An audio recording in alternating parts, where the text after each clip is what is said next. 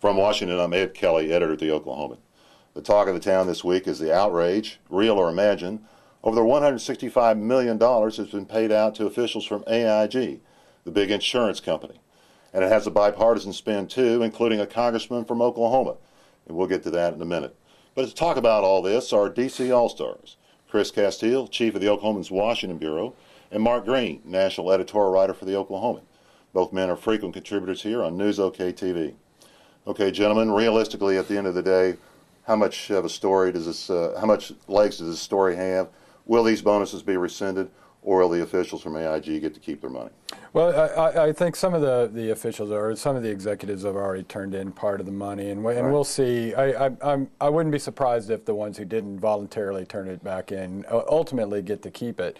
The House quickly acted on this to try to capitalize and cover themselves because of the public outrage on this on Thursday of this week. And the Senate Democratic leader tried a procedural move to bring it up, but knowing probably that he wouldn't be able to. There's Republican opposition to this, politically and maybe practically. That it's unconstitutional. What the House tried to do, or what the House did pass, was a 90% tax on any bonuses to over a certain amount to companies that accepted $5 billion or more in federal bailout money.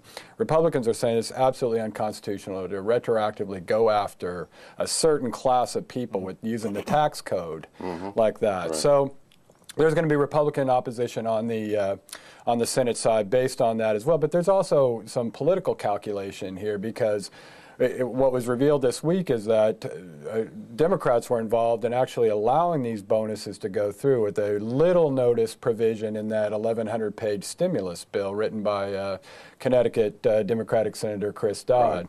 So the Republicans can probably get some political mileage out of continuing to bring that up, that for all of the Democratic outrage and shock about this, some of them knew what was about to happen. Yeah, I agree with Chris. I think it's a classic Washington wailing and gnashing of teeth, over situations that some people were aware of.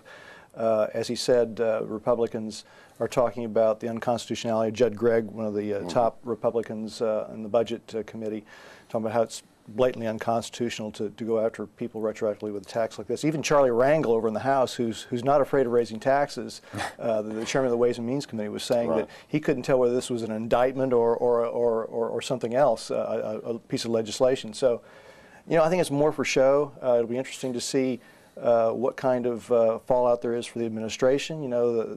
They kind of look bad. The Treasury Secretary says he didn't know about these bonuses until just a few days ago or less than a week ago, and the President didn't know about them even farther along than that, just a day or so before it actually made the newspaper. So that doesn't look good. And now the President's asking for the Congress to pass this bill and send it to him, even though it was the White House that supposedly asked Chris Dodd to put this provision in to let him go forward. So there. Yeah, and Chris Dodd's in the middle of this. The Finance Committee, not the Finance Committee chairman, but the Banking Committee chairman, him and the White House are pointing fingers at each other. Who's responsible for creating this loophole for the bonuses? So it's just it's a typical Washington fight. Mark, you mentioned the Treasury Secretary.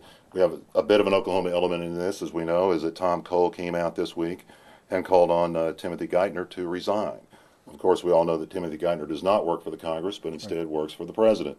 But is Timothy Geithner, as the point man for President Obama on the economy, is he in trouble in this town? Well, I think it's a little early to say that the guy's in danger of losing his job, but the AIG problems and who knew what when and stuff kind of follows on the heels of kind of a shaky start for Geithner.